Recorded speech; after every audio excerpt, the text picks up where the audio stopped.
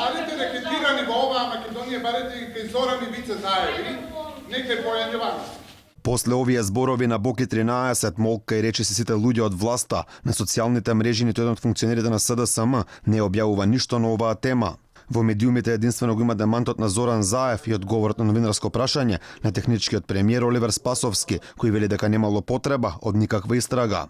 Тоа што дневно фолклористички изјави се даваат во моменти кога сметате дека треба да ги даде било кој од нас, воопшто не е основа за тоа да се сомневаме или да предизвикуваме внимание за работи кои што апсолутно немаат никаква врска со вистината. Тоа не се факти и основа на кои што се темели било каква истрага. Од непостоечки случаи нема апсолутно место за никакво вознемирување во овој дел. Власта не беше толку тивка пред 10 дена, кога во судот сведочеше Александар Василевски Нинџа. Тогаш сериозно ја сватија неговата изјава дека организаторите на протестите за заедничка Македонија земале 200.000 евра од ВМРО ДПМНЕ. Иако тежината на неговиот збор е дискутабилна, со оглед на тоа што последниот беше само еден од неколкуте различни искази на Нинџа, за СДСМ тоа не беше проблем да се организираат и пресови на оваа тема.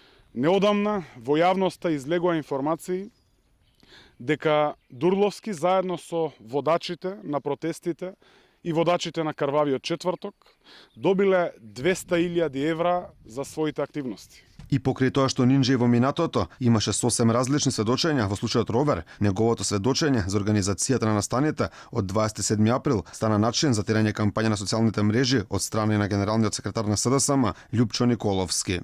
Црниот 27 април ни донесе безброј трауми кои не сакам да ги враќам на површина, но болката знаејќи дека некој беше подготвен да направи граѓанска војна за 200.000 евра не се премолчува. Но сите вистински домољупци и добронамерни граѓани кои ве следе и кои ги измамивте и ги фрливте во оган, ќе си проценат сами дали си поигравте со нивните судбини за 200.000 евра или не. Инаку Александар Василевски Нинџа е еден од двајцата кој доби под минималната затворска казна за упорот во собранието на 27 април. Иако минимумот е 10, Нинџа доби 8 години затвор, а сега чека и одговор на неговата жалба пред апелација.